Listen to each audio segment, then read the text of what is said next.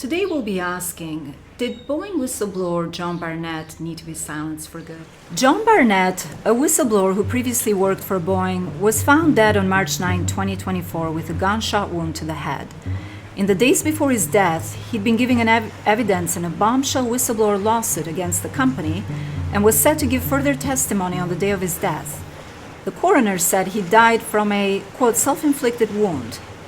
Lawyers for Barnett are questioning that he killed himself and calling for an investigation, saying, quote, "We need more information about what happened to John. The Charleston police need to investigate this fully and accurately and tell the public. We didn't see any indication he would take his own life. No one can believe it," end quote. His lawyers said he was, quote, "in very good spirits" as he prepared to continue his testimony. According to a close family friend, Barnett said, quote, "I ain't scared, but if anything happens to me, it's not suicide," end quote. As a whistleblower yourself, what are your thoughts? Well, my initial thought is, are you kidding me? Well, we have to pray for the repose of his soul and for his family members that I'm sure are grieving right now. But midway through testimony, or further than the midpoint, he was almost complete with his deposition testimony in what was a 7-year legal process. He was months away from trial. I guess the trial was set for June 2024. And he was focused on saving lives, as all the whistleblowers I've known are, that they're focused on some positive change. They're optimistic people. They believe that they can impact society for the better. In John's case, he was hopeful, he was focused. Then all of a sudden, he succumbed to suicidal ideation. Of course, that's difficult to believe. Those are extraordinarily questionable circumstances. Now, I realize the police put out their findings very quickly in an enormous amount of detail, which personally surprised me. And the coroner issued their report also very quickly, which surprises me, because we can say at a minimum that those circumstances were extremely questionable. John's death was untimely. It was ridiculously untimely.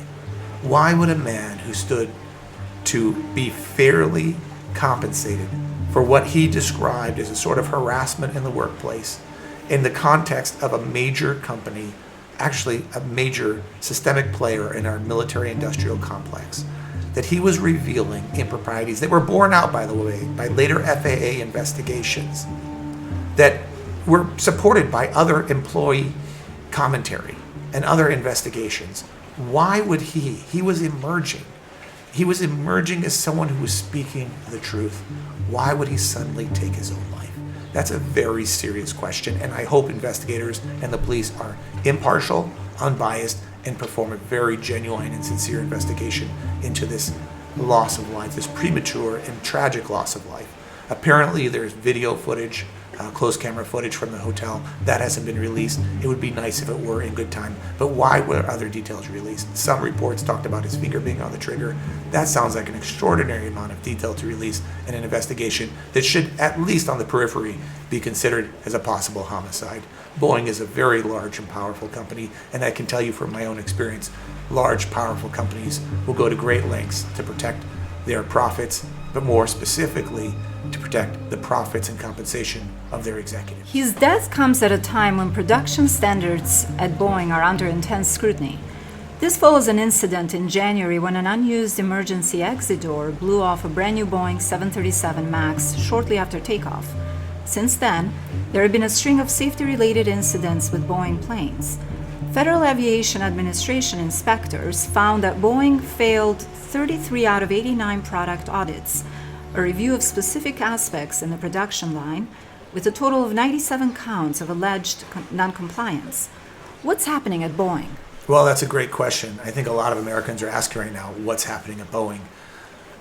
Obviously, the allegations that Mr. Barnett was making going back many years are, again, being borne out. There's a saying that time reveals truth and justice. In this particular case, there are things we can know. A lot of what happened inside Boeing, behind closed doors, we cannot know. John Barnett was smart enough to report his findings in emails, as he was required to do, even though apparently, and according to his allegations, he was discouraged from doing so that the company could have plausible deniability. But if we look at what we can know, there's something really quite remarkable in the 2022 public filings with the U.S. Securities and Exchange Commission. And therein we find a fundamental change in the compensation policies of the company for its leaders, for its executives. And it shifted away from product safety and employee safety to include now DEI initiatives, so-called DEI initiatives, diversity, equity, and inclusion. Now, you might be asking, like I'm asking, what does that have to do with safety? This is an engineering company with a long and illustrious reputation for product safety. That's how they grew to be the leading manufacturer in civil aviation for a very long time, before eventually being overcome by Airbus. But if it's true, and it appears to be from the public filings, that there's this pivot, this shift to focusing on diversity, equity, inclusion, what does that mean exactly? Does that mean that managers' incentives are now tied to hiring a certain quality manager or an engineer based on the color of their skin, or perhaps their sense of identity? If that's the case, we've got profoundly misaligned incentives and some of the worst corporate governance that I can think of. There is a cultural problem apparently at Boeing, and the spirit of that company is going in the wrong direction. It is being led by a profoundly confused and obfuscated ideology focused on anything but the truth, focused on anything other than the objectives this company needed to be focused on, which is engineering excellence, product safety, employee safety, passenger safety. Now, to introduce this ideology, I think it is legitimate to ask at that point, can DEI kill? Now, this door blew off the plane. Thank God nobody was sitting next to it. But it's not the only safety incidents. There's been a litany of safety incidences. I saw a video of a tire falling off a Boeing airplane. I actually couldn't believe my eyes. Then I saw another video recently online that showed an engine backfiring and on fire. Yet another example of a panel flying off a plane mid-flight. Another example of a plane on the runway that the steering wheel locked up on. These are really extraordinary examples of something very wrong in the corporate culture at Boeing. You would say to yourself, is this footage from maybe Aeroflot in the 1980s? This is not a Russian airplane manufacturer. This is Boeing, one of the great or formerly great American companies. And we have to look at this definite connection in my mind to this shift in how we're incentivizing employees, lead employees, executives, leadership of the company, and what's happening to the product and our lives being put on the line. Everyone's already aware of the 737 MAX tragedies that occurred with Ethiopian Airlines and Lion Airlines in Indonesia. But what's really happening now? Is there a systemic problem? And what lengths would the company go to, if there is, to silence critics, to silence whistleblowers? Are these suggestions conspiracy theories? Well, I'm sure many of them will be branded that way. But my thought is that, whistleblowers are an intent bunch. Like I said, they're tenacious. They believe they're unveiling improprieties or fraud or worse. And why would they do that? It's usually done at extraordinary cost to themselves and their families. St. Paul in Ephesians 5:11 says, have nothing to do with the fruitless acts of darkness, rather expose them. St. Augustine says, the truth is like a lion. You don't have to defend it. You can just let it loose and it will defend itself. When I think about the case of John Barnett and his untimely demise, I remember the case of Gary Webb, who had written a series of articles for the Mercury News in 1996 called The Dark Alliance. And in those articles, perhaps quite unbelievably to the casual reader, he suggests that the anti-communist rebels, the Contras in Nicaragua, were responsible for the crack cocaine trade in Los Angeles, and they used profits from that trade to finance their fight against the government in Nicaragua. But more importantly, and perhaps quite extraordinarily, they allege that that was done with the knowledge and protection of the CIA, the Central Intelligence Agency, an incredibly important branch of our government. Now, I'm sure a lot of people would say that's a conspiracy theory. Now, poor Mr. Webb also was found dead in 2004, and it was ruled a suicide. But the incredible thing about that suicide was that he was found with 2 bullets in his head. That sounds like a pretty remarkable suicide to me. Now, I'm not a coroner, but I would think after the first bullet, you'd have a very hard time firing the second one.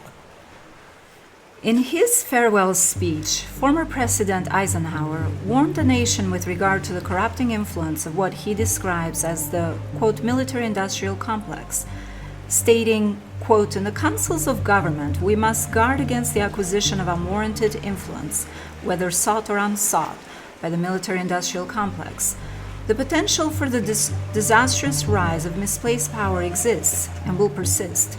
We must never let the weight of this combination endanger our liberties or democratic processes. We should take nothing for granted. Well, President Eisenhower's comments, if not prophetic, were extraordinarily prescient and timely. Obviously, as I mentioned earlier, Boeing is certainly part of the military-industrial complex. But at that time, when those comments were made, the military-industrial complex was something new to American society. And I think he very accurately pointed out that this undue influence, both economically, politically, and even spiritually on the nation, on its soul, was a great risk to our democracy and our freedoms. I would submit that currently we need to also take a very hard look at the pharmaceutical complex, which is really a tremendous threat as well.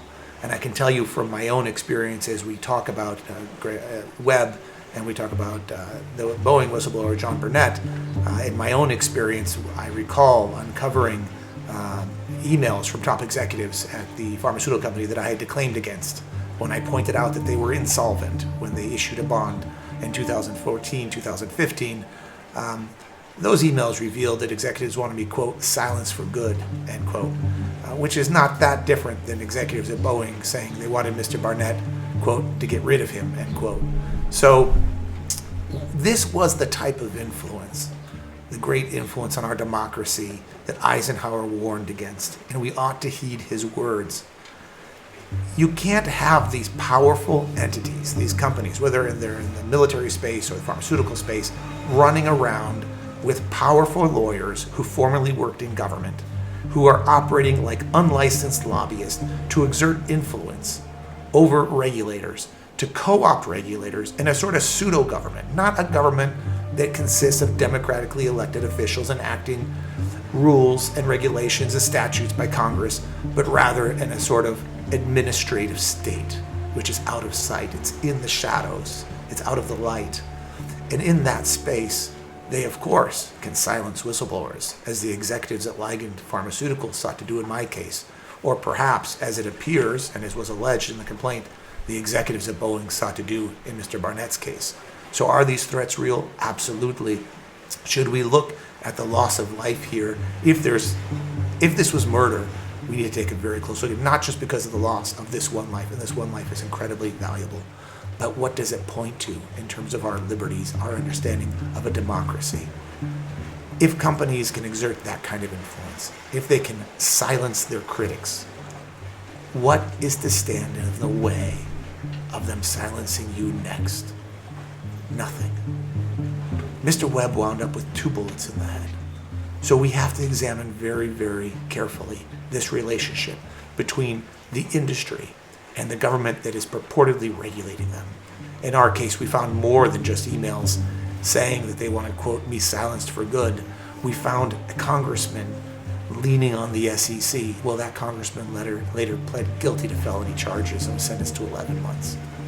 We found other evidence of malfeasance, extraordinary, but the really remarkable part was that this industry is so powerful, the pharmaceutical industry, they were able to co-opt the government. The government underwrote, with taxpayer dollars, the silencing of their critic. Now, it hit close to home, because in 2018, there was another whistleblower in the pharmaceutical industry named Gregory Davis, and he was found dead on the side of a snowy road in Vermont, not far from where I lived, actually. And like myself, he had 4 children. He was a family man. And he had threatened to go to the FBI with charges of fraud from a biotech founder named Serhat Kamarku. And as a result, that CEO actually carried through with his threats and apparently had him murdered. That's what the allegations are. He's currently charged with a murder for hire scheme. And we look at these consistencies and we say, if you want to say everything is just a conspiracy theory, is that what the evidence bears out?